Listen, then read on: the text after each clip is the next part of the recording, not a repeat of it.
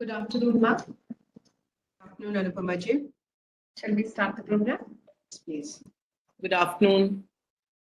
Good afternoon. Pleasure meeting you. Pleasure meeting you too after ages, actually. Lovely to see you here. Lovely to see you.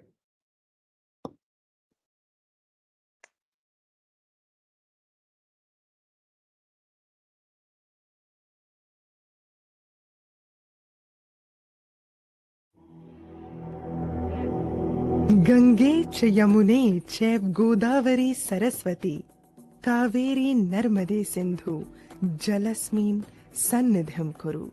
जल ईश्वर स्वरूप है, सौम्य, शालीन, जीवनदायक। प्रकृति का दिया ये जल रूपी वरदान पृथ्वीवासियों के लिए सिर्फ एक विरासत नहीं बल्कि एक जिम्मेदारी है जिसे आने वाली पीढ़ी के लिए संभालना आवश्यक है। और इस उद्देश्य की ओर पूरी निष्ठा से कार्य कर रहा है राष्ट्रीय जल मिशन, जल शक्ति मंत्रालय, भारत सरकार।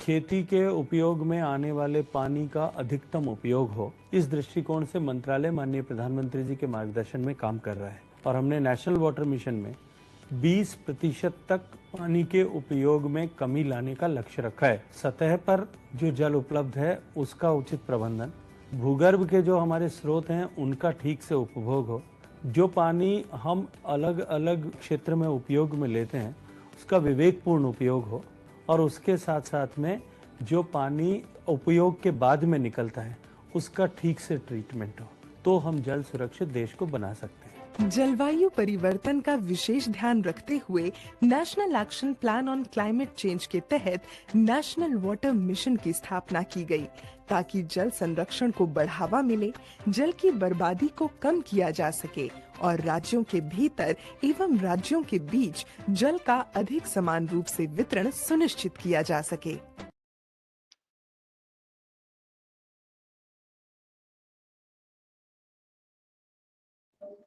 A very good afternoon, everyone, and warm welcome to 38th Water Talk, being organized by National Water Mission and is supported by Water Digest. I'm Anupama, the director and editor of Water Digest, and we take pride to be a part of this wonderful initiative of National Water Mission, Ministry of Jal Shakti.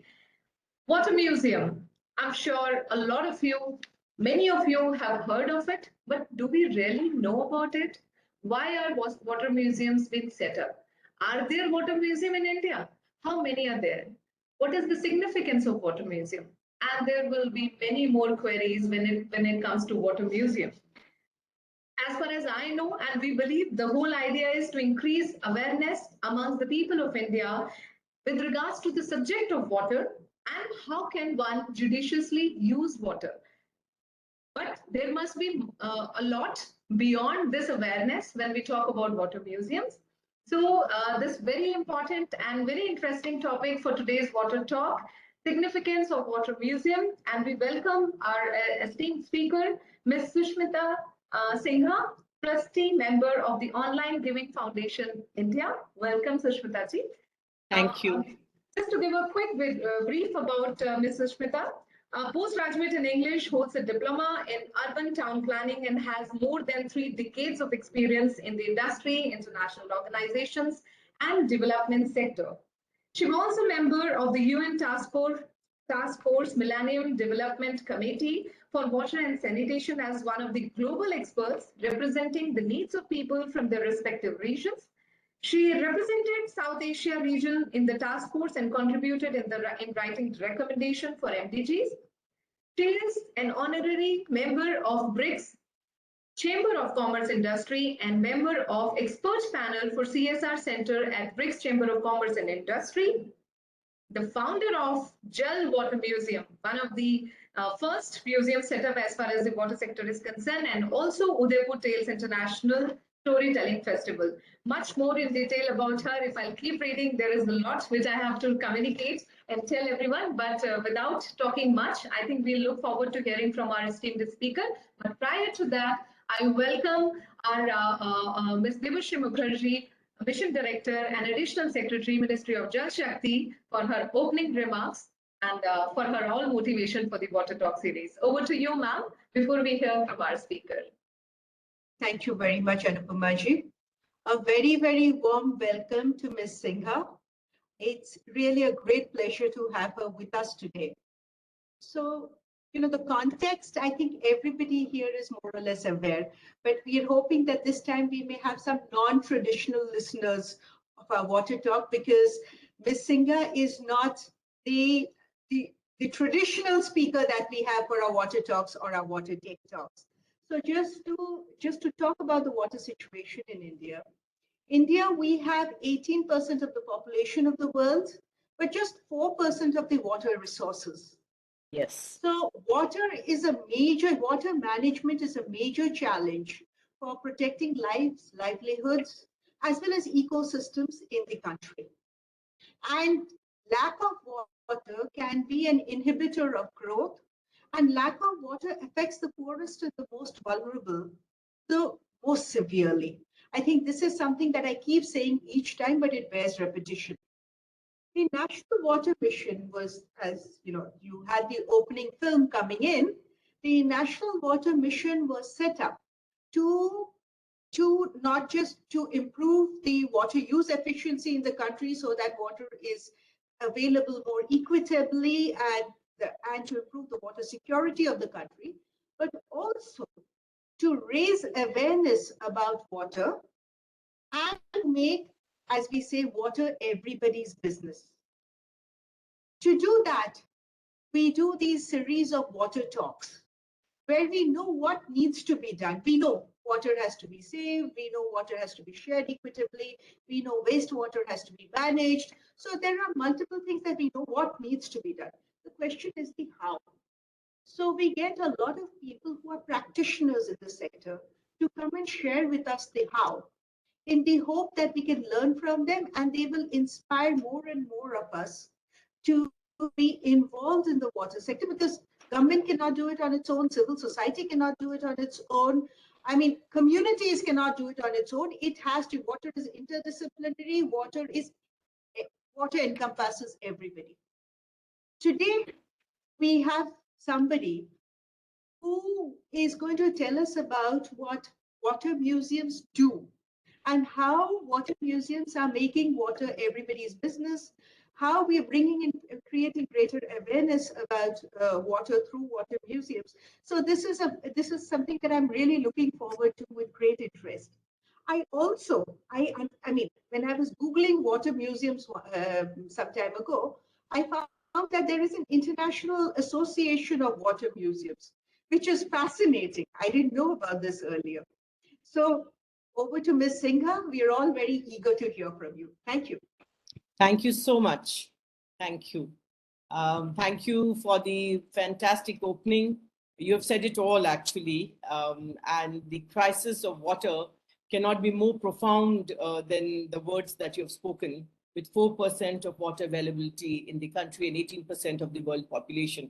That itself, I think, is a huge story that everybody needs to know. And of course, thank you for inviting me here. I'm not only happy, but I'm delighted to share whatever little I know and whatever little I can contribute towards this.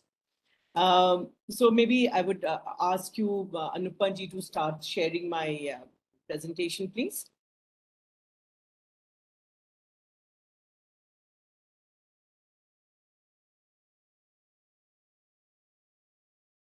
So we go to the next slide.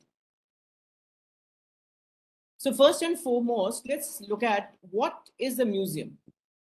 Because many people have asked me, what does water do in a museum? After all, you talk about jewelry, you talk about art, you talk about history, so on and so forth, but why water? So I found this very interesting definition of museum in the International Council of Museum. And it says that it is a society which is a non-profit organization, and it is open to public, which acquires, conserves, researches, and communicates and exhibits the tangible and the intangible heritage, humanity, and to the environment for the purposes of education, study, and enjoyment. Education, study, and enjoyment. So let us look at water today as a museum article where we study, educate ourselves, and also enjoy the process of water. And yes, there is an association of water, International Association of Water, and we, Jal Water Museum, is a member of that. And you'll be happy to know that. I'll let you know more about it. And it's very, very interesting, and the kind of museums we have all over the world. So having talked about what a museum is, at this point of time, not only in India, but everywhere in the world, water probably is the most priceless commodity which is vanishing into the thin air without giving us time to even replenish the water in the ground levels. So we go to the second slide, please. As you have said, Ms. Mukherjee yourself, water scarcity is a major inhibitor to growth. I took this out from a newspaper quotation which you had, I think you had given an interview sometime back, and I read it and I thought this goes so well here. The country cannot grow if there is water scarcity. This is such a big sentence. Be it industry, be it art, be it education, be it dyeing of clothes, anything, whatever you touch, even iron, making of masalas, name it, and we need water. We need water to drink, to survive. We need water for each and everything. So if the country has to grow, we have to ensure that everybody respects water.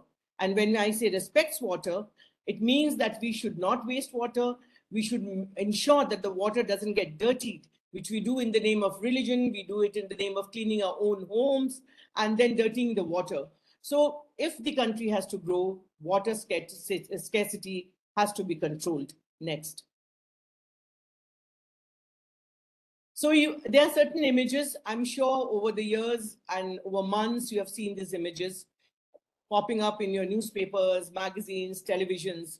And the first image is of a tap.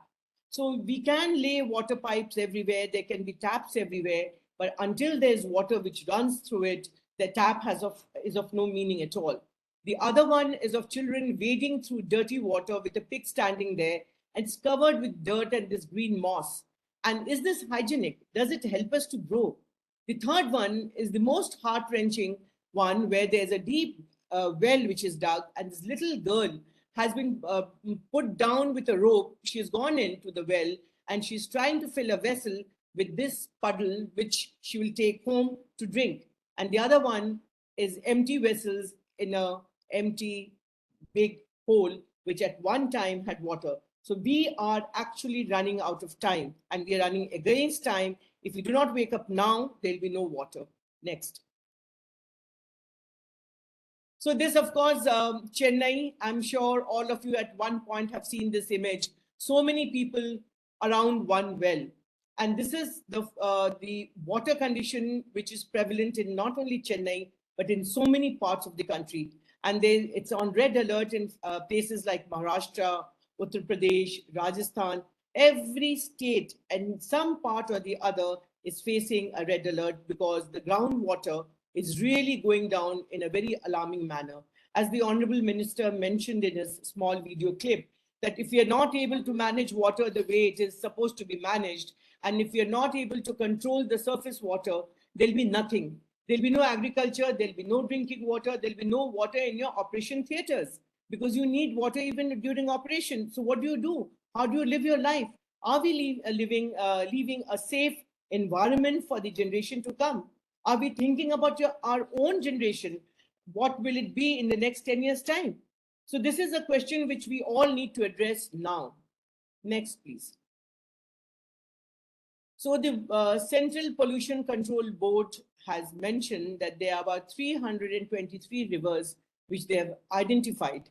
And it includes rivers like Ganga, Yamuna, Jhelum, and all the other names that you see here, which are completely polluted. I will tell you a small story. It is not a story. I will mention about a study which I had done many years ago for JICA in Banaras, in Varanasi. And the entire Ganges there, which is supposed to be a holy river, is completely polluted. And it is not polluted because the environment has polluted it. It is polluted because we as individuals, we as residents have polluted it. Sewer lines, as you all know, open into these beautiful rivers. People dump their plastics in it. You forget about things which are thrown with the dead body there. That is one part. That's a very small part of it. But the kind of pollution that enters waterbeds because of factories and other things is something which has to be tackled not only by individuals, by the municipal corporations, and everybody else who lives on the Mother Earth. Next, please. So this is a very interesting picture I had picked up from the photographer of Reuters. It had appeared in some magazine some time back. Somebody is carrying the idol of Ganesha, Lord Ganesha, after Ganesh Utsav in Mumbai, and it is done in Delhi as well. So this is the river Yamuna. So this white froth, what is it? Why is the water so frothy? You can't see the water. The industries have let out all their things, all their toxic elements into the water, and we take our God into the water thinking that's a safe heaven for him or for her. When human beings cannot drink this water, when human beings cannot even think of putting it on their head, how can we think of ourselves, and how can we think that gods can be immersed into this polluted water? And water is a very religious factor, not only in Hinduism, in Islam, and in Christianity. Every religion has kept water at the highest threshold of the pedestal. So we are not only looking at water as something which is good for agriculture, which is necessary for living, but also for our religious beliefs. So everything that a human life delves in, everything that we think of has a water element in it. Next, please. So we have the beautiful Taj Mahal here. People from all over the world come to the Taj Mahal. It is supposed to be the world famous heritage monument we have, and India is so proud of it.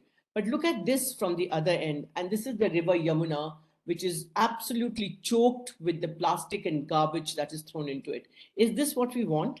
Is this the country we're looking at? Is this the monument we want to show to the country and the world? No, I don't think so. But then what stops us from keeping the river clean? What stops us from actually preserving what is our natural heritage? Now look at Dharavi, the other one, the most famous slum of Mumbai. It is full of garbage, and full of garbage in a river that flows into it. So all the rivers in the country are facing some problem or the other because of the pollution. And we have to respect this water if we want to have life anywhere around the river, like the other civilizations that we have lived through. And as human beings, that we want to live a life hygienically and in a better manner for a better health. Next, please. Now, what is the significance of water in relation to us? As I mentioned some time back, you can see this is the Ghat of Banaras, and there's a river plying through the water. It looks very beautiful. So water is first and foremost sacred to us. As I mentioned a while back, we all know that in Christianity, they baptize a child when the child is born, and for the baptism, they dip the child in water. So water holds a very important significance in the Christian religion. The same applies for Islam. They hold water in a very, very high esteem. They cover water, they pray to water, and they make people drink the water to cure them. And for Prophet Muhammad, he always said that water should always be prayed to and should be kept clean. And not to forget Hinduism. We give bath to our gods and goddesses in water. We dip in the holy water to purify ourselves. It's believed that if we dip in the river Ganges, our sins are washed away. What kind of a sin are we actually talking about? Is it internal sin, or it is absolutely superficial? What is the sin that we are talking about? It is only a belief, and it is a double standard belief if we do not go and delve into the actual reasons for saying that the water should be dipped into. The water was always thought to be pure, and because of the purity of the water, our religion has asked us to take a dip into it, or for the child to be baptized in, or for a person to drink holy water to cure himself or herself. This is not the water our forefathers had talked about. They would be ashamed to see the way we have dealt with the rivers. They'll be ashamed to see the way we have looked after our ponds, our lakes, our different water bodies. But we still hang on to the belief, and this is an absolute double standard. We have to go beyond this double standard and start respecting water, and only then can it be associated with religion. I'm sorry to say this, and I say it because I believe in it, that water cannot be associated to religion in the state that it is in. Because if we really want to associate it to a religion that we believe in, the water has to be clean and pure, that it was meant to be when it started from the source that it is.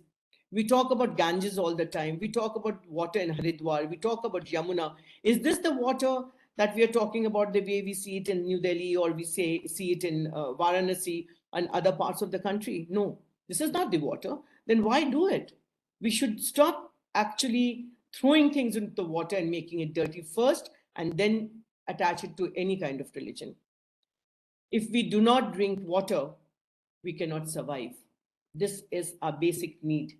The same way that we need to breathe, we need to drink water. And if we do not drink pure, clean drinking water and safe drinking water, we cannot survive. It is the question of a survival. So without clean drinking water, we cannot survive. And now in the last couple of years, maybe 2 decades, water purification plants have come into being. So many reverse osmosis systems are being installed. But what is the reason for it? Because the groundwater is contaminated. And the groundwater is contaminated, or a surface water is contaminated, because factories, we ourselves, tanneries, people dye their fabric. They let the water get into the ground level without actually treating it and cleaning it. And there's so much consumption of chemicals in that water that the drinking water has become unsafe for a regular human being to drink.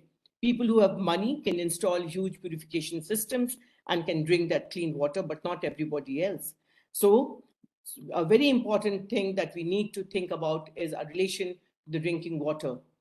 The third most important thing, I will not say that it is the third most important thing, because drinking water and water for agriculture are two very important things which go hand in hand.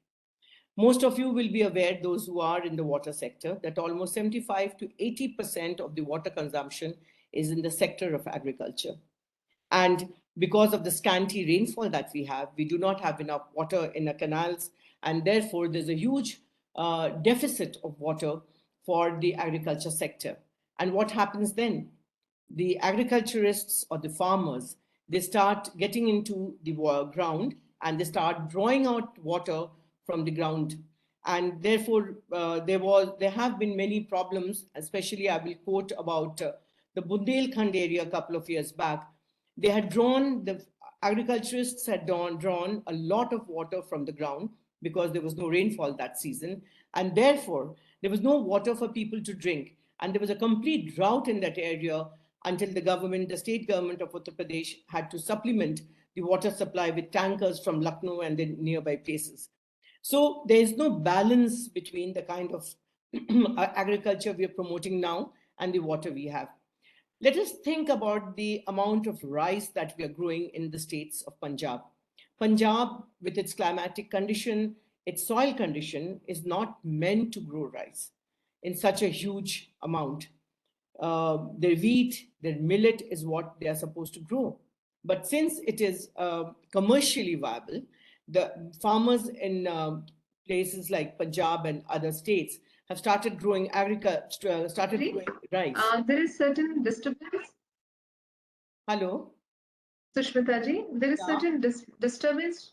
We're not able to hear your voice clearly. So I request if you could just switch off the video and then speak. I think some network issue. Can you hear me now? Is it better? Hello? Yes, please. Is that please. better? Okay. Yeah, that's better.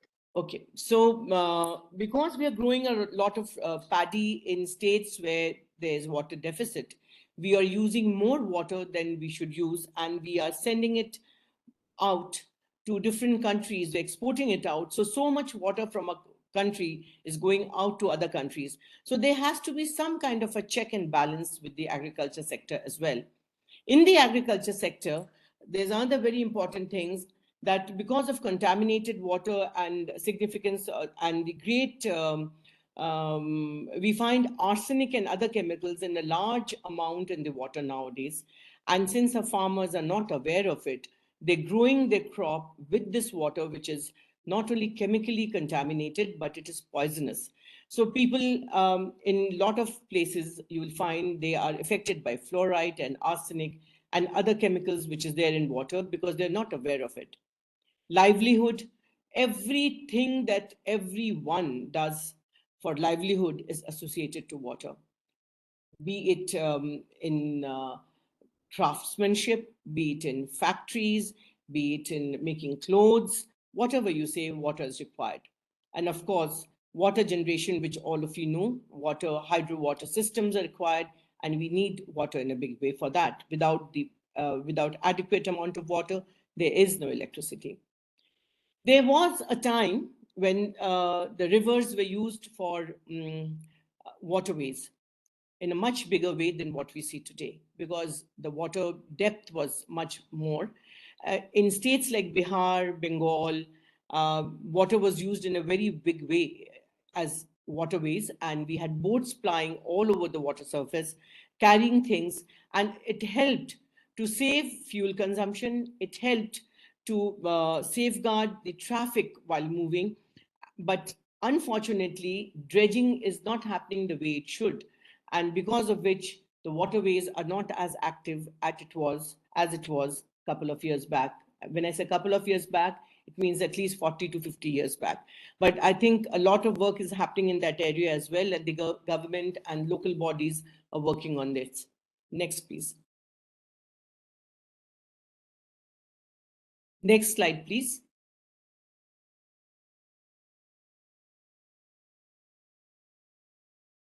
Why do you need a museum of water? Let's come to that. This is a question Devashriji had also asked, that after all, why do you need a museum of water? This is a question that is raised all the time. Since water is something which has been there from the very moment life came to earth, we need to document and share unique water practices that have been in the country and the world over for people to use. So those who have read a little about the Harappan civilization, Mohenjo-daro, Nile, the Greek civilization, you will understand and appreciate that there have been many water practices which were very, very unique at that time. The way they recycled water. In fact, I was very lucky. I went to Lothal, which is now part of Gujarat. Some part of it, of the Harappan civilization, of course, is in Pakistan. But in Gujarat, I saw this entire bed where the ships used to come, and the ship moved into the Lothal city. And right now, if you go there, the Archaeological Survey of India has, of course, conserved that place. You will still be able to see some sediments of salt, which is deposited on the surface of the ground. It is very interesting how the water was brought into the city so that the ships could come and dock there and put out their things, whatever they were getting from other countries. In the same way, they have a great recycling system of water, and they're all attached with a drain which gets recycled and again is pumped back into the town for water usage. So there are such unique practices, and all these things happened and were practiced without any power or electricity. It flowed because of the gravitational pull and the way the breeze was flowing in that particular area of the city or town. So these are unique water practices which need to be documented and preserved. As mentioned earlier, we need to understand what water means to the living beings. We keep hearing about water all the time. People keep talking about water all the time. But we really do not understand what water actually means to the living beings. Especially the children need to understand and they are, it's important that they are sensitized to the understanding of water and relation of water to the living beings. We have to understand and conserve the age-old water practices. What are these age-old water practices after all? The first and foremost and the most important thing is, how do we conserve water at a domestic level? how do we conserve water in the community level, and then to your town, city, and the country at large. So if you look at West Bengal or Kerala, you will find small ponds, even in Rajasthan. You will find small ponds behind every two houses. And these small ponds are maintained and cleaned by these households, and they look after it in a way as they would do their own houses. And the water conserved in these ponds manage the entire need of the household. Children learn swimming there, women wash their clothes, people cook, and they also breed fish, which they eat as a daily food. So conservation of water for human need is one big thing which we need to learn from our history and our people who have lived before us. A very interesting thing I saw in Chittorgarh. Chittorgarh is an old fort in which you all have heard with this very famous movie. I think it has become more popular now after this movie Padmavat. But what I witnessed there and what I saw there, Chittorgarh is built on a high hill, and there are big water reservoirs in these rock ponds. And it is believed that earlier, when the army of the enemies surrounded Chittorgarh fort, they could not actually manage to defeat them because Chittorgarh always had water and food. Because they had these large reservoirs of water, they were able to combat the waiting armies of the enemies, because it's very hot in Rajasthan, and they at the end of the day, even in summers, the enemies had to go away because they didn't have enough water. But Chittorgarh, like many other such kingdoms, could maintain their life because of the water they kept in these big, huge stone bouldered tanks. We also have to understand and educate ourselves about the new techniques of water management. We cannot wish away the age we live in, and the needs have changed, the practices have changed. We have moved on with the new technologies now. And there are many such technologies which help us to conserve water, to clean water, to recycle water. We know that there are technologies now which are helping our industries in India and abroad to make it a zero water waste industry. Every drop of water which is used by industry is recycled or re-evaporated and brought back, so that not a single drop is wasted. So we have to use these technologies to ensure that water is managed. We have to use technologies to maintain the minimum level of contamination, or to make the water safe for drinking, and to make it usable for everybody else. So we were talking about water tables. What is a water table? Every time we talk during summer and somebody is making a boring or is sinking a hand pump, they say, अरे पानी तो और नीचे चला गया. कुछ साल पहले तक 50 फीट पे था, आज 150 फीट पे है. We keep saying it and we think it's a big pain to dig deeper and deeper. But do we question ourselves why this is happening? नीचे चला जाना एक चीज है, मैंने 50 फीट 100 फीट 150 फीट हो जाना एक चीज है, लेकिन क्यों ऐसा हो रहा है, इस पे क्या हम लोग कभी नजर डालते हैं? हर गांव में पानी की जरूरत हर दिन बढ़ती ही जा रही है, क्योंकि हमारा पॉपुलेशन जो है, हमारी जनसंख्या जो है, वो हर दिन बढ़ रहा है. यदि जनसंख्या बढ़ रहा है और पानी की जरूरत बढ़ रही है, तो हमें पानी की संरक्षण के प्रति और जागरूकता बढ़ानी जरूरी है. लेकिन हम इसके प्रति क्या कर रहे हैं? कुछ साल पहले तक हम लोग को ये भी नहीं पता था कि हम वर्षा की पानी को कैसे बचाएं. क्या इस पानी को हम सतह तक ले जा रहे हैं? क्या हम इस पानी को बचा के गर्मियों के इस्तेमाल में हम गर्मियों के समय में इस्तेमाल में ला रहे हैं?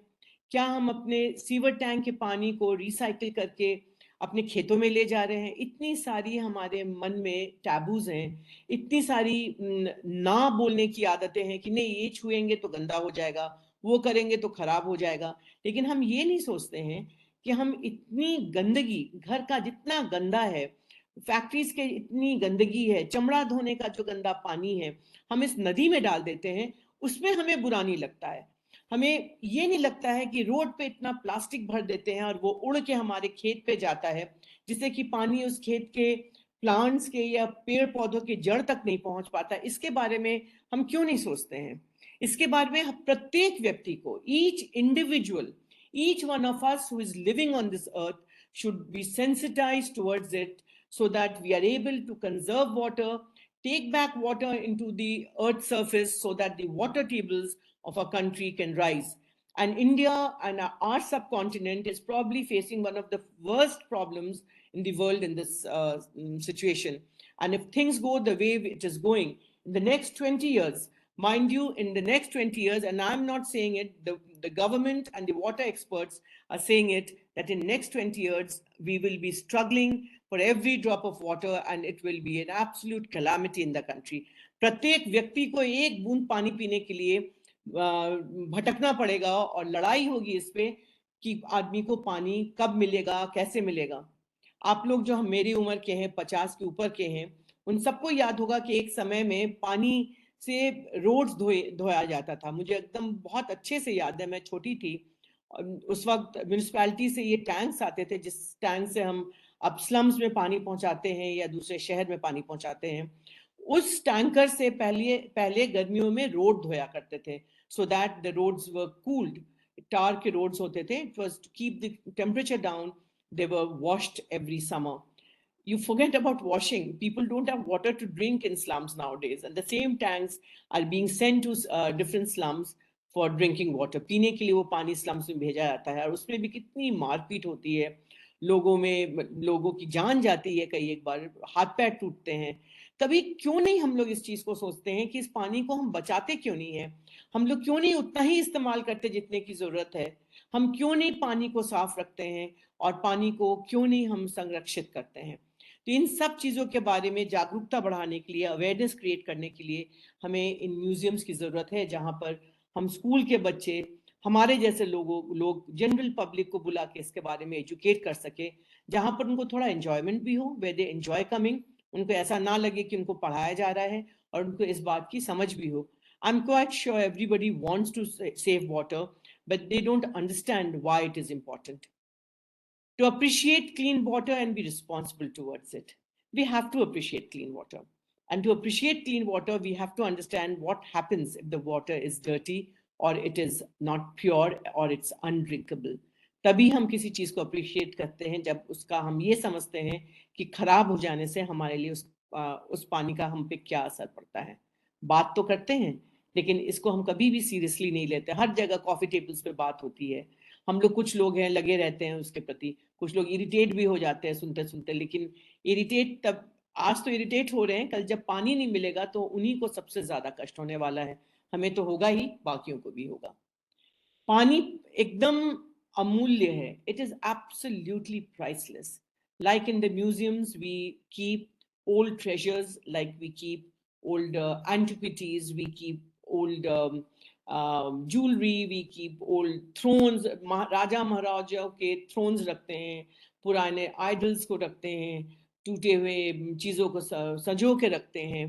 लेकिन पानी जो लुप्त होता जा रहा है, जो आज हमारे हाथ में है, कल उंगलियों से गिर के बह जा रहा है, सबसे ज्यादा प्राइसलेस चीज हमारे लिए वो है।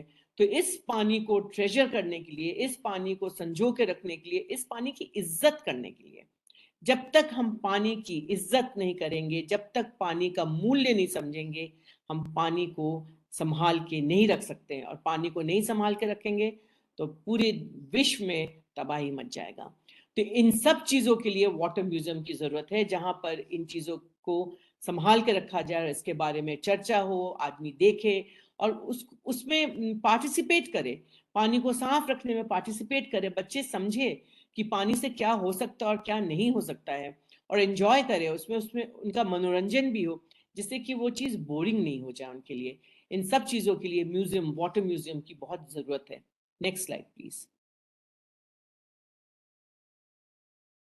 So there are about 700 water museums all around the world. तो मैंने इसमें 2 वाटर म्यूजियम का फोटो लगाया है कि नीदरलैंड, क्योंकि नीदरलैंड में पानी का बहुत इस्तेमाल है, लोग पानी पर रोज कहीं जाने के लिए स्कूटर गाड़ी से ज्यादा उन लोग पानी का इस्तेमाल करते हैं। नीदरलैंड में बहुत ही खूबसूरत म्यूजियम है, तो उसका एक फोटो है। और सेंट पीटर्सबर्ग रशिया में है, रशिया में भी बहुत ही खूबसूरत वाटर म्यूजियम है, जिसमें उन्होंने, आप देख सकते हैं उसमें एक राइट हैंड साइड में एक लड़की का आइडल है जिसने एक छाता, छतरी पकड़ी हुई हाथ में, और छतरी से पानी गिरते हुए उसके चारों तरफ चमक रहा है पानी। यहाँ पर संरक्षण पानी का हो रहा है, कंजर्वेशन हो रहा है। इस तरीके से चाइना में है और तमाम देशों में है। बांग्लादेश में मैं कुछ दिनों पहले, कुछ महीने पहले रिसर्च कर रही थी, तो बांग्लादेश में एक गांव में मछुआरों ने बोट्स को लेके और अलग अलग नदियों के पानी को लेके एक बहुत सुंदर म्यूजियम बनाया है। बहुत ही छोटा सा म्यूजियम है और बहुत ही खूबसूरत म्यूजियम है, और जो गांव के लोगों ने पैसा इकट्ठा करके बनाया है। मछुआरों के पास जो पुराने नाव थे, उनके दादाजी का या उनके परदादा का, उन नावों को जोड़ के ठीक करके उन्होंने लगाया है और अलग अलग नदियों के पानी को रखा है और सबके विषय में बंगला में उन्होंने उसमें लिखा है। कुछ दिन पहले कोई इंटरनेशनल एजेंसी ने उसको स्पॉट किया और उन लोगों ने इसका सब तर्जुमा, उसका ट्रांसलेशन अंग्रेजी में किया और उसके नीचे लिख के रखा है। इस तरीके से बहुत ही इंटरेस्टिंग म्यूजियम है। एक दिन मैं जाना चाहूंगी बांग्लादेश में देखने के लिए। लंदन वाटर म्यूजियम देखने का मुझे सौभाग्य मिला, और लंदन में पुराने वाटर पंप्स हैं, वाटर मैनेजमेंट के अलग अलग उनके मशीन्स हैं, उसका बहुत ही खूबसूरत उन्होंने बनाया है वाटर म्यूजियम। और पानी के जो उनके कमोड्स थे, शुरू में वाटर बेसिन्स कैसे रखते थे, उन सब मैंने 500 साल पुराने, 400 साल पुराने, बहुत बड़ा लंदन म्यूजियम ऑफ वाटर है, वो देखा हमने। ताइपे में मैंने देखा वाटर म्यूजियम, उसमें वाटर मैनेजमेंट के ऊपर नया और पुराने सिस्टम को डिस्प्ले किया गया है। इस तरीके से बहुत सारे वाटर म्यूजियम्स विश्व में हैं, और कुछ देर बाद हम बताएंगे कि हम अपने वाटर म्यूजियम में क्या कर रहे हैं और आगे क्या करना चाहते हैं। Next slide please. Sushmita ji, एक बार आप अपना वीडियो वापस ऑन कर लीजिए, because I think your voice is very clear now and I am hoping your network is perfect now. Thank you so much, it's very interesting to see and then hear. Okay, I'm sitting in the village, in my village right now in Rajasthan, where the water museum is. So maybe at times the line gets a little. Yes, please. बात उठती है कि water museum में आखिर क्या display किया जाएगा। एक बात तो मैंने की, सेंसिटाइज करने की बात की, वो थोड़ा एजुकेशन का पार्ट था, लेकिन सिर्फ एजुकेशन ही पर्याप्त नहीं है। It's not enough just to educate people or to educate yourselves. But it is also important to see the beauty of the water vessels and containers which people used and decorated over the years in different civilizations. तो मैंने यहाँ पर दो ऐसे pictures यहाँ लगाए हैं। ये ग्रीक वाटर वेसल्स हैं। ग्रीस में pottery and stone water vessels का बहुत इस्तेमाल होता था। इनफैक्ट राइट हैंड साइड में जो है ये ब्रॉन्ज का है और इसमें बहुत खूबसूरत एनग्रेविंग किया गया है। सो दे really respected the water and they beautified every water jar that they had to maintain and to keep their water in their homes and different places. So these are two samples. So in a water museum, we will also show these kind of old artifacts. Of course, we may not be able to get the original ones, but we can replicate or we can put up pictures for people to understand how much importance people gave to water in their homes, and they kept it so beautifully in these beautiful jars. Next, please. Next slide, please. आवाज नहीं आ रही क्या? So tell me, I'm sure many of you would have seen these beautiful stepwells in our country. There's no parallel to these stepwells. Really, I've traveled across the world and I've seen a lot of things. Please keep the last slide on right now of the stepwell in Gujarat. Can we go back to the previous slide, please?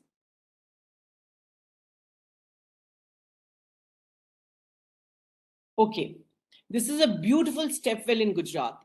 And in Gujarat, as we all know, in Rajasthan and in Gujarat, water scarcity has always been there, and we have always been short of water. So kings during droughts, it's very interesting that these kings during droughts is to start getting these stepwells made. So there was a lot of exchange of money, in the sense that the people in their kingdom had enough money, the poor people in their kingdom had enough money while they were working in these, while they were constructing these stepwells. The artisans had money to buy their food, And all through the drought or the summer years, summer months, the step wells were dug, and by the time the monsoon came, they were filled, and people had enough water. जैसे जैसे पानी का level नीचे जाता था, लोग इन सीढ़ियों से उतरकर पानी भरते थे. And they were so beautifully decorated. And there's so many step wells in India, in Rajasthan and in Gujarat. There's a place called Patan in Gujarat. If any of you get a chance to go to Patan, I would strongly recommend that you should go and see the step well in Patan. It's one of the most beautiful sites on this world. It is so pretty. And these are things which need to be talked about, and these are things which we need to showcase in the museums. And I will tell you, there's a place here in Rajasthan called Narlai. It's very close to Udaipur, and it is somewhere in between Udaipur and Jodhpur. And they have a wonderful step well, and this is a private step well. There is a small hotel there which has been made in a old Haveli, and they have conserved this step well, and they've used it in a very, very beautiful commercial manner. They host evenings for tourists to go and have dinner in the step well, and there's a singer who sits on in the maybe the 10th level there. 10 talla niche, 20 talla ka hai. I mean, there's 10 stories in that step well, where somebody sits to sing, and there are many such stories down, and the entire place is lit with oil lamps. So if the step wells are properly conserved in our country, they can be used for financial gains as well, but we need to showcase this for everybody to understand. So this is another thing which can be showcased in the museum. Next slide, please. So our national and natural heritage all over the world are beautiful cascades, or the beautiful falls that we have. So I've picked up two from two different countries. Iceland, where so the white water which is coming is actually snow and water mixed, which is coming down. So you can imagine the height from which it is falling. Of course, everybody knows about Niagara Falls. It is so beautiful, but these are two waterfalls which are not so talked about. And in New Zealand, you have many such waterfalls. In our own country, in Madhya Pradesh, Kashmir, in Himachal Pradesh, Uttarakhand, we have so many waterfalls. So this is a nature's gift to us, and we have to conserve this. And this can only be conserved if the water flow is regular and natural. So this is another thing which we need to talk about in our water museums. Next, please. This is a Roman ship, and there are many drawings and pictures of Roman ships. And I found a very beautiful stone drawing done on stone, which is somewhere in the 65 to 75 BC. And somebody has replicated it into a painting. So, we can learn so much about the ships in the olden days. And I am forgetting the name of this ship which I found, an iron ship about 700 years old, which was sunk into a river, which went into a river, and the river is dry now. It is somewhere in Mexico, and the river is completely dry, and you can see the ship from the shore. So this is the condition of our water bodies now. That is one thing, but I'm talking about more interesting things and things on the lighter side. So if we have an understanding of the ships, you can see in the center where they had a place for people to sit. तो लोग जो है बीच में बैठे हुए हैं, अलग डेक्स बने हुए हैं, और शोर जो ऊपर की तरफ जो ये मास्ट है जिससे शिप के को डायरेक्शन मिलता था, उसको खींचने के लिए लोग ऊपर बैठते थे, और जो वहाँ के अमीर ट्रेडर्स थे वो अंदर बैठते थे. So these are the old ships. So we have to learn so much about this also. So this is another thing which can be showcased in the museum. Next, please. So I will now talk about the water museum, Jal, which is the water museum we are trying to put up right now. Some models have been made, but there's a lot of work that needs to be done due to COVID and other reasons. We were not able to do it as fast as it was supposed to be. This is the first of its kind in India. Why I say it? Because there are two water museums that I know of. One is in Kozhikode, and by the municipality, which has been made by the municipality. And there's another one which is a virtual museum in Ahmedabad, and they do pictures and stories and other things on audiovisuals and documentaries. So this Jal Water Museum is one of its kind, and it will highlight the significance of water in relation to man. And it will focus on the water scenario in India and globally, interactive with pictures, models, and displays. This water museum, we hope to make it interactive and entertaining and educative as people participate in the different water displays that we have then. Next, please. So the mission and the vision. Anupma ji, you had mentioned about what, according to you, is what a museum is, and you're absolutely correct. So this is what it is for. So our vision is to create awareness amongst people about the challenges of water through entertainment, through history, through art, and the actual problems. And the mission is to approach water as a real problem. It is not something which is there in the horizon. It is there in our households. ये हमारे घर के अंदर आ चुका है, हमारी जिंदगी का एक हिस्सा है पानी के जो प्रॉब्लम्स हैं, और इसके लिए हमें अपने आप को तैयार करना होगा कि हम इसको कैसे कॉम्बैट करें, इसका सामना कैसे करें. हम ये खाली कह दें कि हाँ हम कर लेंगे, काफी नहीं है, या हम लोगों को कह दें कि आप ऐसे कर लीजिए, वो काफी नहीं है. लोगों को इसको समझने के लिए एक ट्रेनिंग, इंटरनल ट्रेनिंग से जाना होगा, या कुछ पढ़ना होगा, या देख के सीखना होगा, और पानी के बदलते भावों के साथ, with the dynamics, changing dynamics of water, they will have to work towards it to ensure that they are able to combat the problems of the rising troubles that are there in the horizon or in our homes today. So, like I showed in the last couple of slides at the back, the focus of JAL is to showcase ancient methods of conservation and also discuss contemporary technologies of water. Though one of the most precious natural gifts needs to be understood. हमें पानी को समझना होगा. मुझे हमेशा ऐसा लगता है कि पानी हमसे परे नहीं है, क्योंकि 70% of a body is water, isn't it? यदि हम अपने शरीर के 70% को नहीं समझ सकते हैं, आंख में हम आंख को सुंदर बनाने के लिए काजल लगा लेते हैं, ड्राई स्किन नहीं हो इसके लिए मॉइस्चराइजर लगा लेते हैं, लेकिन अंदर के पानी का क्या करते हैं? हम 2 गिलास पानी पी लेते हैं, लेकिन पानी पीने के लिए वो पानी स्रोत से हमारे तक आए, हमें वहां तक चल के जाना होगा, उस पानी की इज्जत करनी होगी और समझना होगा. Next slide please.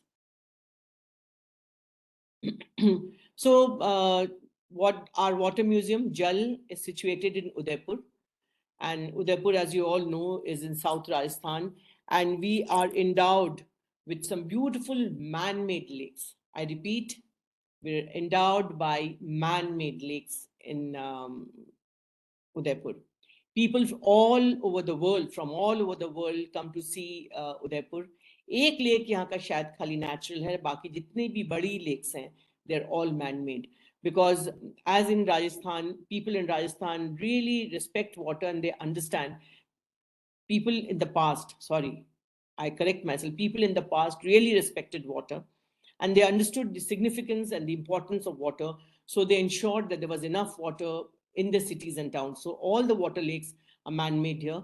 And so this is 10 kilometers from the city limits in a small village called Chokadia, which is on the highway. That's where I'm sitting right now. And Jal is located here. Next, please. Next slide, please. So it is still in the process of being made. It's going to take a couple of years, and I think it should be a museum which should grow and evolve as the need of the water evolves, and as suggestions and people come up with bright ideas. It is just not one person's or one organization's. Everybody has to participate. But as of now, after having talked with a lot of people, we have given a couple of segments in the Water Museum. First will be the introduction to water. What is water? Different water bodies of the world, water situation and future. So we will map it 100 years back to another 50 years, so that we know the way it is going today, where the water will end, what will be the water situation in the next 50 years. We will also talk about the good practices of water management from around the world. It's very important because we don't know everything. And even though we think that we are able to understand things, but it is not so until we see what is happening in different parts of the world, very small things which people are experimenting with larger impact on the lives of people. We will never be able to understand how it can impact our lives. So good practices of water management from the world will be showcased, and it will keep changing as it changes. Water and agriculture, how water affects agriculture, how crop patterns can be changed according to the waterfall, to the change in the chemical or other things in the water. If the nature of the water changes, then the agriculture modes have to change also. In many places, traditional crops have been changed now, and they are different crops. So water and agriculture is another thing, and I really sometimes we are able to get the government to participate with their good agriculture technology and talk to the people, and we can bring in farmers here from different part of the countries, or we can have such workshops in small museums in different parts of the country to help our farmers, because our farmers are not able to go to larger places or to cities all the time. They're small farmers, they work in small groups, so we need to take it to them so that they are able to understand how water affects agriculture. And of course, water and technology is a very important segment because everything is about technology today. First, technology, so we have to walk hand in hand. We have to ensure that the water also is positively affected with technology. Next slide, please. So craft, I'm very keen that craft and water should be put together, because even if you're making pottery, if you're making idols, if you're making fabric, woven fabric, for everything you need water. बिना पानी के ना ही आप मूर्ति बना सकते हैं, ना कपड़े को रंग सकते हैं, ना आप वीविंग कर सकते हैं. आप क्राफ्ट के लिए, हर क्राफ्ट के लिए पानी की जरूरत है. तो वाटर एंड क्राफ्ट का क्या रिलेशन है, पेंटिंग के लिए वाटर का क्या रिलेशन है, इसको भी हम डिस्प्ले करना चाहेंगे हमारे एक सेगमेंट में. ड्रिंकिंग वाटर के लिए हमने काफ़ी बात कर ली है, तो ड्रिंकिंग वाटर कैसे हम साफ पानी हर जगह पहुंचा सकते हैं, पानी को कैसे साफ कर सकते हैं, इसका एक सेगमेंट होगा. एक बहुत ही interesting segment, experiential section for the young. बच्चे जो हैं या कम उम्र के लोग हैं, हम भी कभी कभी कम उम्र के हो जाते हैं. जरूरी नहीं है कि साल में बड़े हों तो हमारी मानसिकता भी हमेशा सीरियस चीजों में हो जो बड़ों के लिए विद इन इन्वर्टेड कॉमर्स माना जाता है. क्या हमने कभी अपने हाथ से कोई चीज बोया है मिट्टी में? हमारे बच्चे क्या जानते हैं कि मछली कैसे पानी में पकड़ा जाता है? क्या हमारे बच्चों ने कभी पानी में छपछपाया है अपने पैरों से और मट्टी में से चलते हुए फिर साफ पानी में गए हैं? हम लोग ने किया है. हमने रेनफॉल में हमने नहाया है, बारिश में. आजकल के बच्चे तो बारिश में नहाते भी नहीं है. तो इस तरह के एक्सपीरियंशियल सेगमेंट्स रहेंगे जहां पर बच्चे पानी के अंदर से गुजर सकते हैं, पौधे लगा सकते हैं, हम भी पानी से गुजर सकते हैं, या एक छोटे से पॉन्ड में मछली पकड़ सकते हैं, लकड़ी की मछली मैग्नेट से पकड़ सकते हैं, लोहे का मुंह होगा उसका. इस तरीके की बहुत सारी चीजें हम सोचते हैं कि हम करेंगे, कुछ करेंगे जिससे कि लोगों को इंटरेस्ट रहे. और एक लर्निंग सेंटर जो हम बात कर रहे थे वाटर एक्सपर्ट्स की, जो आके फार्मर्स से बात कर सके, एक लर्निंग सेंटर क्रिएट करना चाहते हैं जहाँ पर फार्मर्स ही नहीं, हमारे स्टूडेंट्स, हम भी बैठ के अलग अलग वीडियोस देख सके. और जो वाटर एक्सपर्ट्स को हम लोग इन्वाइट करेंगे जो भी आते हैं इस शहर में, गवर्नमेंट से हम रिक्वेस्ट करेंगे, डिफरेंट कंपनीज से रिक्वेस्ट करेंगे जिनके हमें पता है कुछ कंपनीज हैं जिन्होंने कुछ रिसर्च किया है कि कम पानी से उन लोग कैसे काम कर सकते हैं. उन लोग से रिक्वेस्ट करेंगे कि उन लोग अपने एक्सपर्ट्स को भेजें, और हम लोग यहाँ की यूनिवर्सिटीज ऑफिस से लोगों को बुलाएंगे जो इंटरेस्टेड है इस लर्निंग सेंटर में, वो सीखे इसके बारे में. End of course canteen is a must, and amphitheater is already there, we have made it so that we can launch, we can have programs on water. गीत हैं हमारे यहाँ बहुत, मॉनसून पे इतनी रोमांटिक सॉन्ग्स हैं, प्लेज हैं, कहानियां हैं. We can do things related to water there. So it is, certain things are happening, certain things are yet to happen. So this is what we think we will do and we will accomplish in the next couple of years. Next slide, please.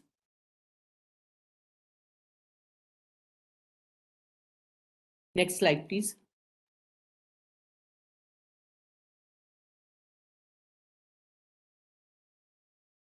So this picture was taken while these models were being made. These models are ready right now, of course. So one on the right is यहाँ पे एक बहुत बनाते हैं traditionally Gujarat और राजस्थान में इनको टांका बोलते हैं. और आप साइड से देख राइट हैंड साइड का जो गोलाई जो है इसको मैं एक्सप्लेन कर रही हूँ. साइड से आप देख रहे हैं नाली नुमा कुछ बना हुआ है. जब बारिश होती है स्लोप्स बनाए जाते हैं, पूरे गांव का पानी पहले ज़माने में इनके अंदर जाता था. हमारे यहाँ भी जाता है और हमारे यहाँ बरसात में इसमें पानी भर गया है. और इसी पानी से यहाँ के जो पेड़ पौधे हमने अगल बगल लगाए हैं, फल के और फूल के और जो भी लगाया है, इसी के पानी से ज़्यादातर हम लोग कोशिश करते हैं कि पौधे में हम लोग दें. तो ये पहले समय में ये जो वाटर टैंक्स जो थे इनको टांका बोला जाता है. पूरा गांव इसमें अपना पानी इकट्ठा करता था और गर्मियों के समय में उनके बकरियां, उनके गाय और उनके घर के कामों के लिए उन लोग इसी से पानी लेते थे. तो we have created couple of models like this so that people can understand what it was and we are able to also use it as and when required. Next slide, please.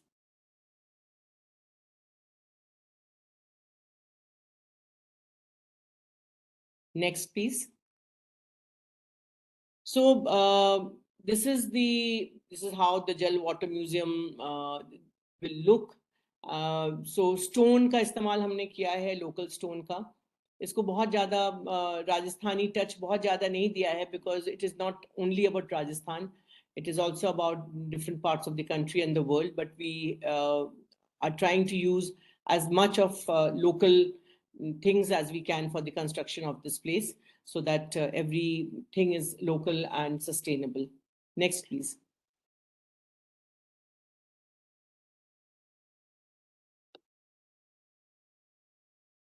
Can we have the next slide, please? So we have come to the end of our presentation. I have come to the end of the presentation. So I will just talk about the vision of our organization, My Anchor Foundation. It is create, nurture and preserve. So जो भी हम जल में कर रहे हैं, इसी पे कर रहे हैं. And आपने अनुपमा जी मेंशन किया था उदयपुर टेल्स, हम लोग इंटरनेशनल स्टोरी टेलिंग फेस्टिवल करते हैं, तो वो भी we are trying to conserve the tradition of oral storytelling there, so that's also part of it. So we will be doing a lot of storytelling also in the museum about the different practices of water and things around water in this. And Gond के एक storyteller को बुलाया था हम लोग ने और उन्होंने एक बहुत सुंदर पेंटिंग दिखाई. जो गौंड जो होते हैं सब उनकी पेंटिंग स्टोरीज पे होती है, कैसे पेड़ में एक भी पेड़ नहीं था एक गांव में बिना पानी के, and how they prayed for it to rain in that village, and how a beautiful tree grew there and animals and birds came there. So there will be a lot of stories like this and others also, where conservation of water will be talked about, and also the conservation of the oral tradition of storytelling will be conserved. So this is all that I have to say at the end of my presentation today. And my only request, मैं हाथ जोड़ के आप सबसे निवेदन करती हूँ कि आप please पानी की इज्जत करें. If you do not respect water, water will not respect you. Absolutely. The same water which is a life giver to us is also a life taker. You never ever forget that. And I always find it very, very, it stares at a face that because of the climate change, the same water which gives us life, it comes in as a flash floods जिसको बोलते हैं.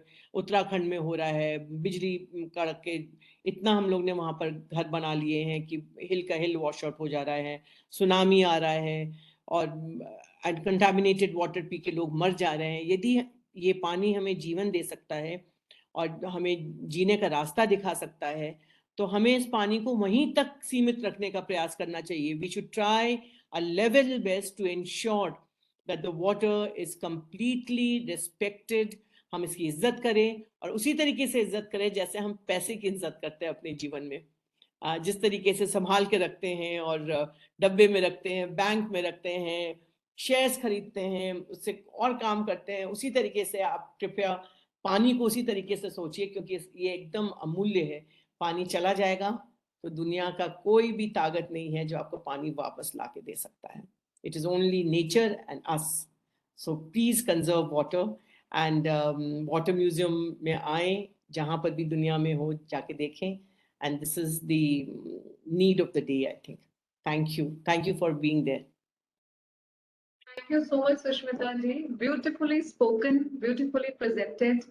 And I think there must be a lot of people who, who are listening to you today and who must be thinking about what Water Museum is, how it would be, whether we do have such museums, where all such museums are available and they can visit. So I'm sure a lot of you have already got answers to all those queries, but let me tell you, there are a lot of compliments coming in for the talk which you have presented today. And also there are a lot of queries coming in. So generally every water talk, we have a question answer session also, wherein we invite the participants. They can ask their query directly while they can unmute yourself themselves and then further put forward their query. So I'll quickly start the question answer session and introduce the format, though most of our participants are regular with us and they know how to ask questions. And let me also tell you that we are live from various social media portals and handles. So from there also, in case there are queries which are coming in, my team has already collated those queries and we'll be putting them forward.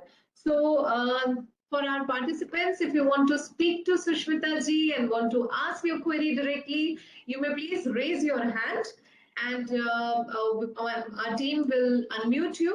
You can introduce yourself and you can also ask your query. So we are open for the question answer session now. You may please raise your hand.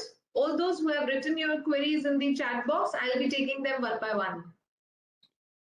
I request Dr. N. Dwarka Nath, you may please ask your query.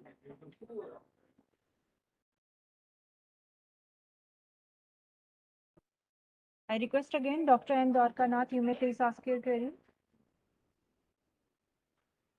Yes, sir. Very innovative and novel concept. Having to create museums, that is one beautiful thing which will go a long way. It will educate not only the present generation, for the next generation, for the school and college students also. I have just fascinated with the idea. Probably not much museums are there to see, though some traditional things may be there in the private sector or in the commercially exploited, like that of some hotel or some haveli, which Madam mentioned. Otherwise, the existing science museums or National Museum of Natural History, these kind of museums can be asked to have a separate section on water also, or otherwise it can be created under the new water supply department all over, or otherwise it can be given to the NGOs and private sector also. This is a very good and novel concept. I congratulate the presenter and their trust for taking up this cause. Thank you. Thank you very much, sir. Thank you. I request Dr. Vijay Kumar Dwivedi, you may please ask your question. Can you hear me now? Yes. This is Dr. Vijay Kumar Dwivedi. I am assessor with the Mahanadi Water Dispute Tribunal, Government of India, Ministry of Jal Shakti. I don't have any particular questions, but certain comments, if I am allowed to do that. Sure, please go ahead. And the comment is, Madam, you are very much correct in showing all the visuals of the status of water bodies, whether it is lakes, small bodies, or running source of water. But the major cause is the economic development.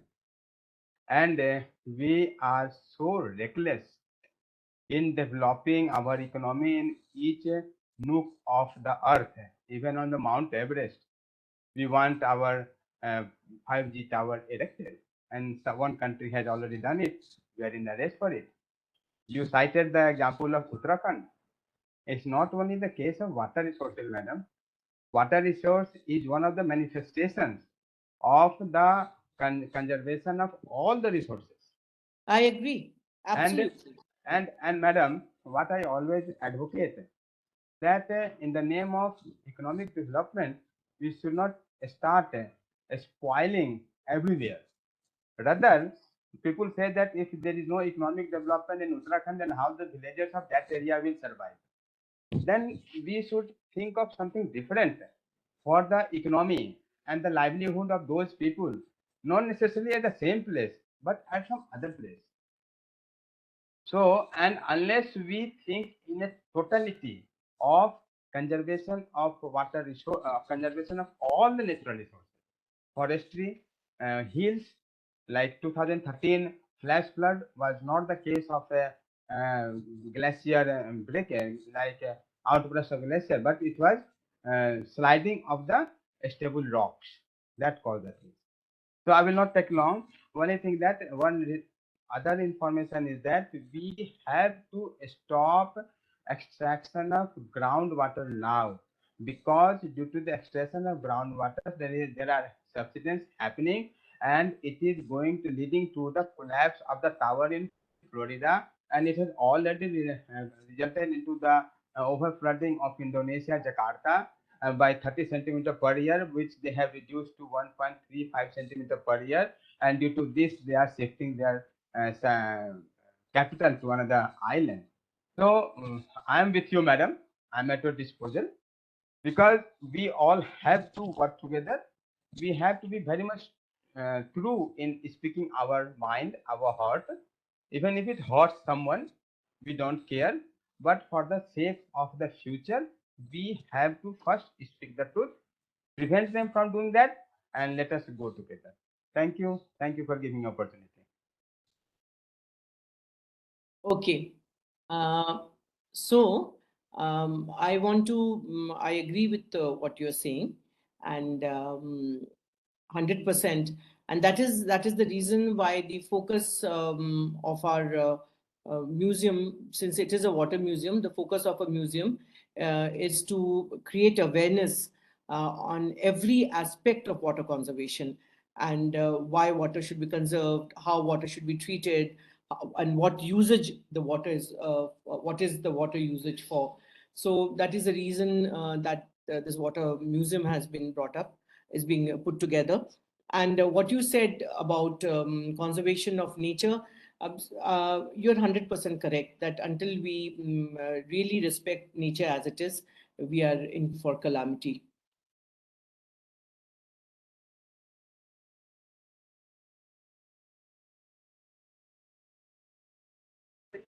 You need to repeat.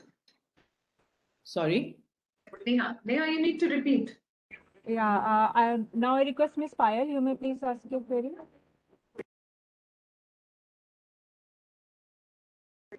I request again Ms. Payal. Yeah, please. And I logged in from Bangalore. In my current role, I'm associated with the government of Karnataka Water Resources Department.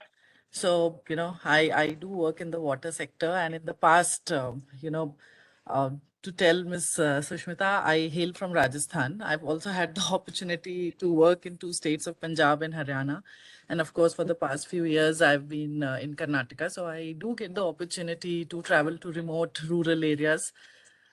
My question here is that while, I would say it's a great initiative and it sounds very good, and, the various facets of it that you've explained, I mean, everything sounds great. My only thing here is that, museums, like, they mostly end up being a very urban phenomena. It's a very difficult thing to make that last mile connect. Like, in all these years that, I have worked at the grassroots level, I've hardly come across, any school kids, or even at the panchayat level, or, you know, even in the, the government setup, any officials talking like, okay, let's take the school kids to a city and make them visit a museum. Some things like these don't come up. And in fact, it's their own indigenous knowledge around water conservation and traditional ways of saving water. That's what, is something that they've been following. So I don't know that, coming up with a museum and what's your outreach plan? And of course, now with, the pandemic there, I mean, it's not gone yet. So how do you see, I mean, if you make it digital, then of course we know that, the end connectivity, I mean, we can't even take that to the villages. So, I mean, how practical this is to say that, we're coming up with a very fancy Jal museum, there's a lot of investments going into it. And is it like good to have in that sense, or does it really serve a purpose? I mean, I was also associated with the setting up of Science Gallery in Bangalore, and the concept was the same, and it promised a lot of things that there'll be outreach done to B and C class cities, villages, but then nothing really materialized. It remained a very urban phenomena and continues to be the same. So that's one of my queries. And of course, we are still talking of conservation and saving. I think scientifically, the world has moved from conservation to saying that manage your water resource. We're talking of managing water resource so that we can save it. I mean, you manage and then you can save. So I mean, the basis of coming up with a museum should also be, it's okay, rooted in history, but should also be forward looking, is what I feel. I think that's Okay. what I had on mind. Okay, I would like to answer that. It's a very, very good point you have brought up actually. And I don't know whether you were there when I mentioned where we are situated. So we are situated in a village called Chokadia, which is outside the city limits of Udaipur. And with the government school right in front of us, since the foundation works at the grassroots level, and I centered myself here because that is the only way by which I thought it was, by which I could reach the grassroots level. So the fact that it is in a village, first and foremost, I know that everybody in the villages around here, be it schools or heads of panchayats and others, they all have access to it. It is not a fancy. The picture was fancy, but since it's not completed as yet, it's not a fancy museum at all, because there is not, not much fund has come into it. We are doing it with our own contribution. In fact, I have put in some amount of money aside, and we got the land with our own money, and that's how we did and put in our money. It's not fancy. It is something for everybody to move in with, and we're going step by step with this. And in Chokadia, and the village Chokadia, it is in the rural setup. The house means everything what we have made there is here. So it is accessible to everybody. And the very reason why I talked about farmers and agriculture, I mentioned very clearly that in that segment, in the learning room, or jo section is the section which talks about farmers and others from villages, that is where we want to get the farmers and villagers to come in and sit and understand water, and also the government schools, because the foundation is working with all government schools in villages only. I say it in capital words only, because we are only working with government schools in villages in and around this area, because that is the area which really needs attention. And I agree 100% with you that if it is a fancy museum and if it's a place where only the kids from public schools come, then the purpose of this museum is defeated. So the total focus is distributed equally, and more so on the children and the youth and the people from the village, because if we have to look at the 75% of water usage and the users, then it has to be the farmers and their families, and of course the older children and other children from public schools as well.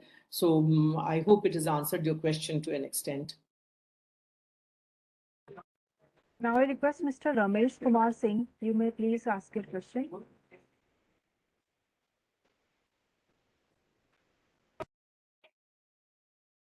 Thanks to Susmita Singh ji. It's very inspiring and creative presentation. And I have also sent some message in the chat box. And I'm reviewing in our area, because we are working in North Bihar, especially in Mithila region.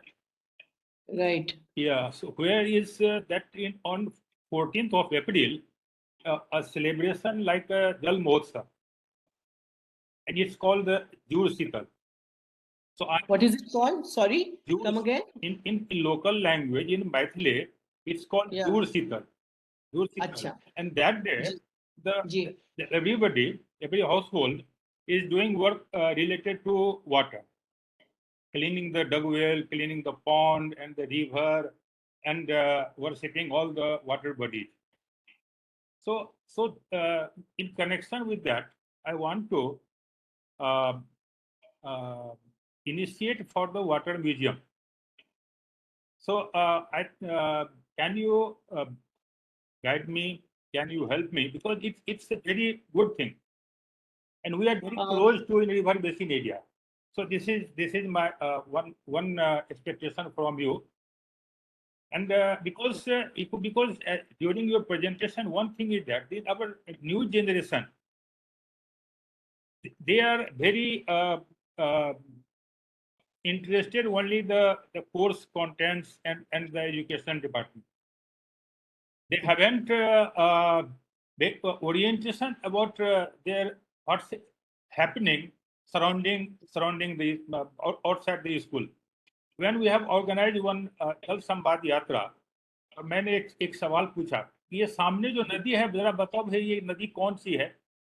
तो हमारे जो school के बच्चे थे उन्होंने कहा कि या तो कोसी होगी या गंगा होगी, और वो जो नदी थी वो नदी कमला थी। मुझे उस दिन से ये लगा कि क्या हमारा ये जल के बारे में, जिस नदी के किनारे हम 200 मीटर पर हमारा स्कूल है, हमारे स्कूल के बच्चे वो नहीं जानते हैं। तो फिर हमने उसमें शुरू किया और हमने जल संवाद यात्रा वो हम एक साल करते हैं, 2 बार 3 बार हम लोग करते हैं। तो मुझे लगा कि ये जो जल संग्रहालय का जो आपने ये जो कॉन्सेप्ट लगा, मुझे तो बहुत, मैंने ध्यान से सुना और मैं इससे प्रेरित भी हुआ हूँ। मैं अपने स्तर पर छोटा सा ही सही, लेकिन हम वहाँ ये इस चीज़ों को करेंगे। एक चीज़ और जो था जो पॉलिसी लेवल पर है, उसमें हमने एक वो दीक्षित साहब से भी हमने अपने जिज्ञासा व्यक्त की थी कि हम ग्राउंड वाटर का एक्सट्रैक्शन के बारे में तो हम बहुत सारी चर्चाएं करते हैं। हमारे यहाँ एक बिहार में अभी एक स्कीम आया है, गवर्नमेंट ने स्कीम लॉन्च किया है, हर खेत को पानी। और ये हर खेत को पानी हम उसमें क्या करते हैं, हमारा बोरवेल का हम पानी का उसमें पहुंचाएंगे। हमने गवर्नमेंट के लोगों से भी अपील किया था कि क्या हमारे पास तो बहुत सारी नदियां हैं, करीब 43 रिवर्स है मिथिलांचल में। हम उस नदी के पानी को, हमारे पास सरफेस वाटर 80% सरफेस वाटर फिर वो पानी में नदी में ही चला जाता है, क्यों नहीं हम उसका उपयोग करें। उसके प्रमोशन के लिए अगर हम प्रयास करें तो हम उतना ग्राउंड वाटर एक्सट्रैक्शन को कम कर सकते हैं। और हम ये कोशिश करें कि हम हर खेत को पानी, लेकिन हर खेत को सतही जल का पानी। अगर इस तरह का प्रयास अगर हो तो हम चाहेंगे कि उसमें आपका इनपुट हमें मिले ताकि हम इस काम को और आगे बढ़ा सकें। जी धन्यवाद। जी बहुत ही अच्छा आपने बोला। मैंने अपना टेलीफोन नंबर शेयर किया है अभी इस पे, तो आप जरूर संपर्क करें। और मिथिलांचल तो बहुत ही खूबसूरत जगह है, इतना हरा भरा है और इतना नदियों से भरपूर है। और एकदम करना चाहेंगे आप, जो भी आप मुझसे मदद हो सकेगी या जो भी आप जो कहेंगे, जितना हमसे हो सकेगा जरूर करेंगे। जहाँ भी हम लोग सब लोग प्रयास करेंगे तब जाके छोटे छोटे चीजें बन पाएंगी। तो जरूर आप मेरा नंबर मैंने शेयर किया, आप मुझसे कांटेक्ट कर सकते हैं, हम लोग बात कर लेंगे इसके प्रति। और किसी ने लिखा it be good to look beyond the periphery. National museum तो शायद सरकार बना रही है। हमने पहले actually very proudly I can say that I had launched this before the national museum was talked about. And national museum तो बड़ा बनेगा, लेकिन हर स्टेट में यदि जैसे उन्होंने कहा मिथिलांचल में ये म्यूजियम का कॉन्सेप्ट है, it should be a living museum. What I want to talk about is ये म्यूजियम ऐसा नहीं हो कि एकदम बंद करके अलमारी में रख दे, वैसा म्यूजियम होगा तो उसका कोई फायदा नहीं है। ये ऐसा होना चाहिए where you know every time there is movement, there is life in it. उस जीवन के हर एस्पेक्ट से वो जुड़ जाना चाहिए।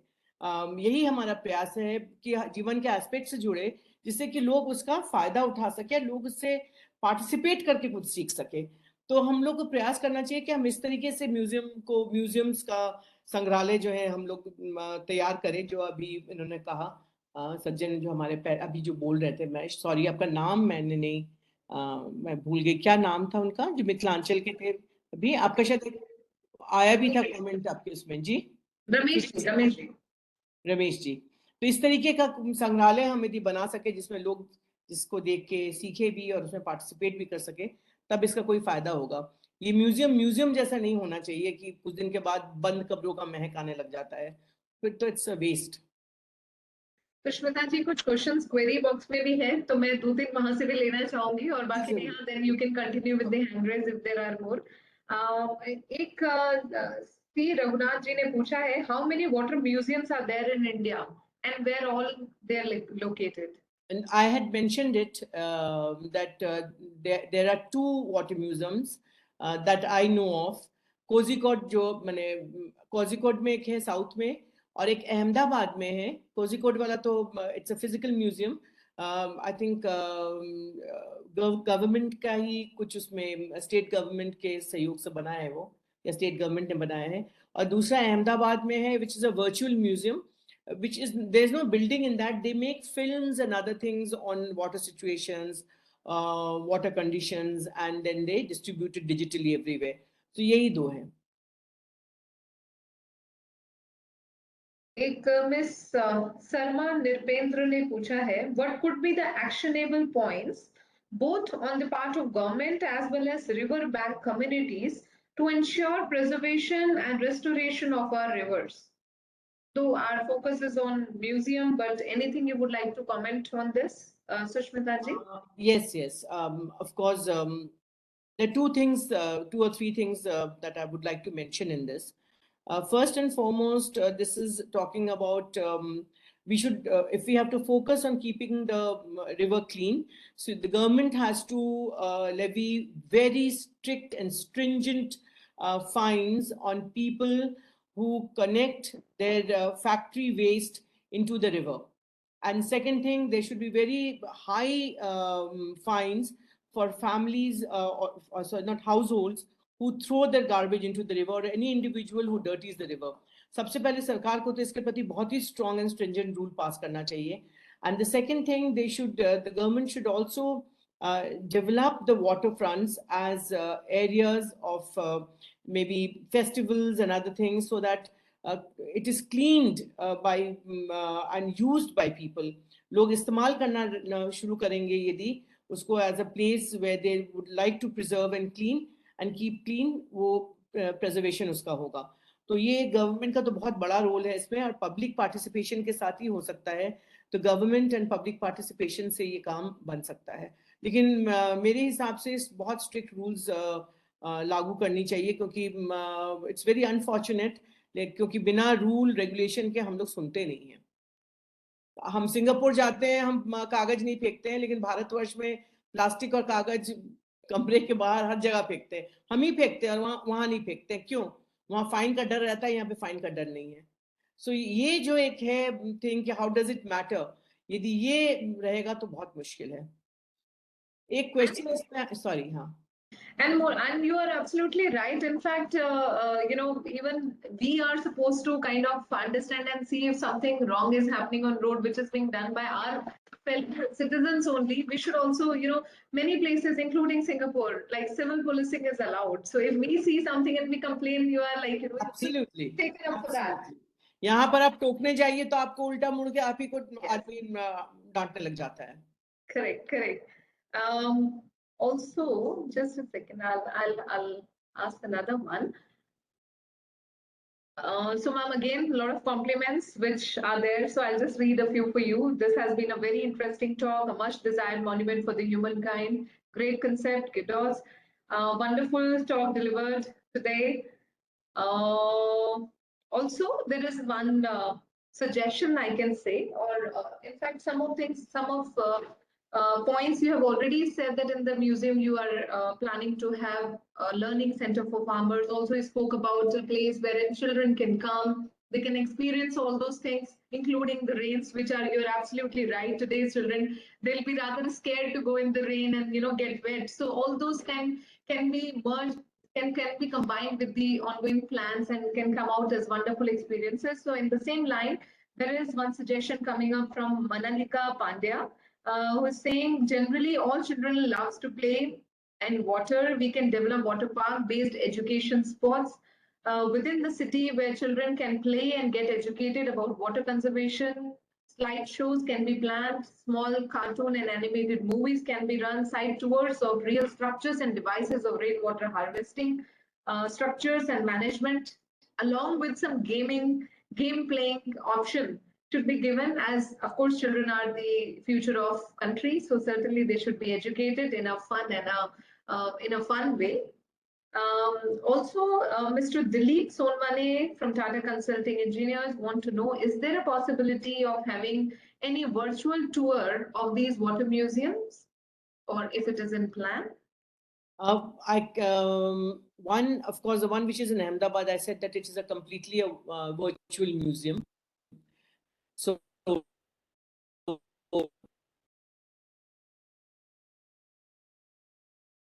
in this thing, so that is virtual. Of course, if they connect with, if the gentleman connects with them, and virtual हम लोग भी कर सकते हैं, अभी तो नहीं.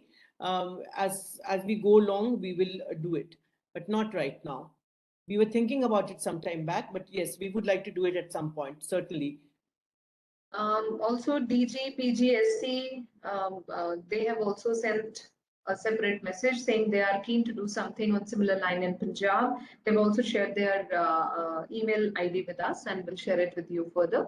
And so, thank you for this wonderful presentation, Sushmita ji. Another compliment coming in. It was very good to know about this initiative, and very happy that you gave such responses to the queries as well.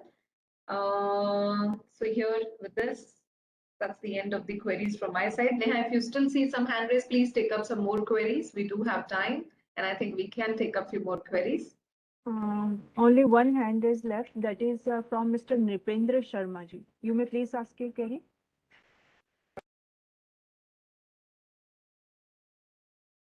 I request again, Mr. Nripendra Sharma. You may please ask your query. I request Mr. Kiri Trivedi. You may please ask your query.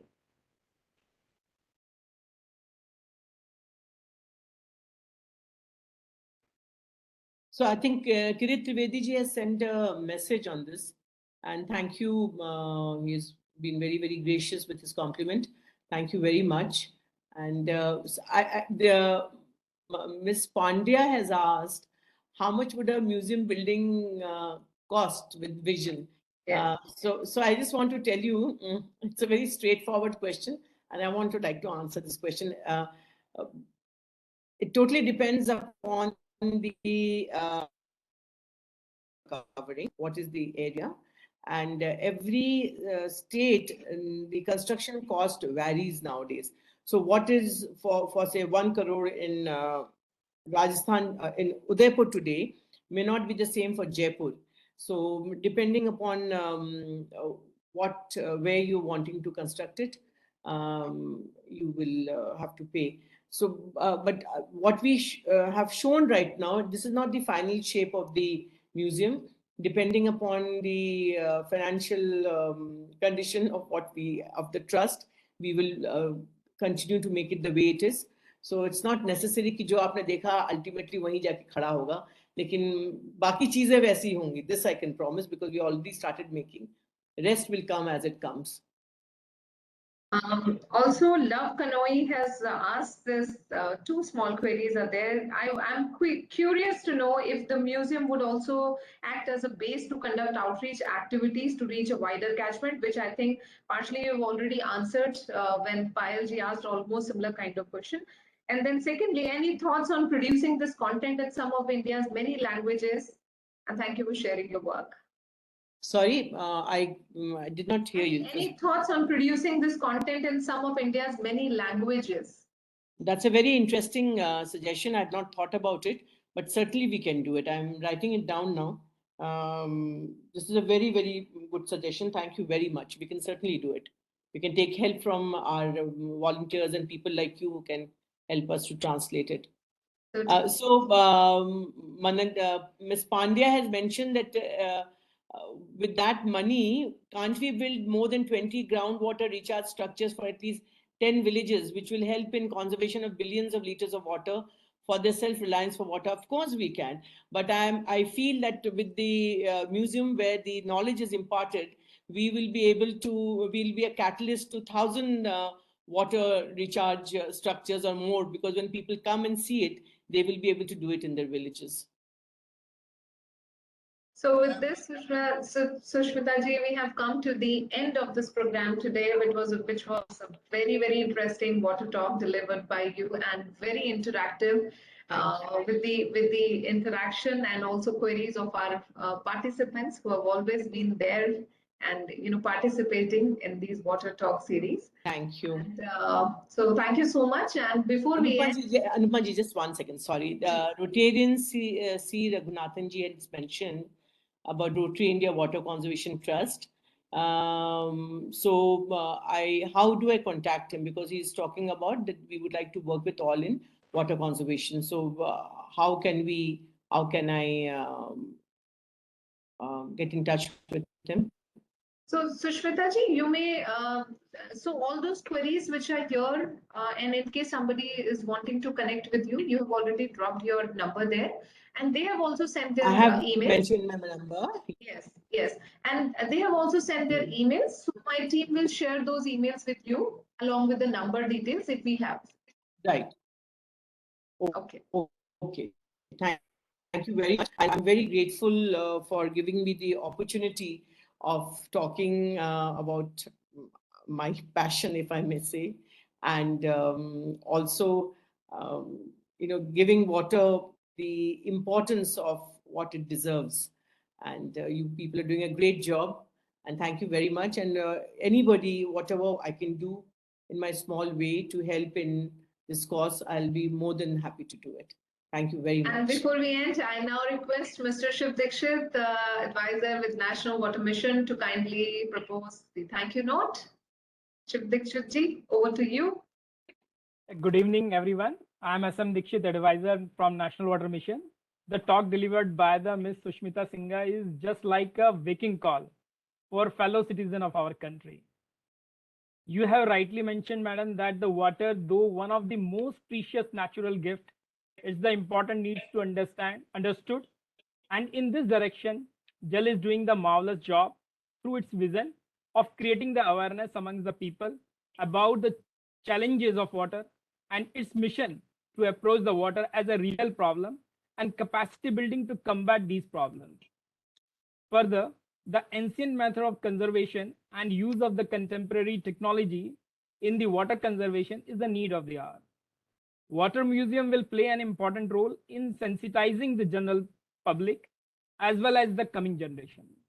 Thank you, madam, for sharing your learned experience and knowledge with us and lack of the audience who have joined us at this time. Finally, I would like to extend thanks to all our viewers who have joined us through the various platforms, and I am confident that these viewers will further disseminate the information gained from this talk. Thank you once again, ma'am. Over to you, Anupama ji. Thank you. Thank you, Dikshit sir, and thank you so much, Sushmita ji, once again. Thank you all our lovely participants and viewers who have seen us, who have joined us from various portals, and we look forward to your continued support and presence and participation in the next Water Talk, which we'll be doing the third Friday next month. See you then. Take care and take care of your water resources as well. Okay, bye-bye. Thank you. Bye. Thank you.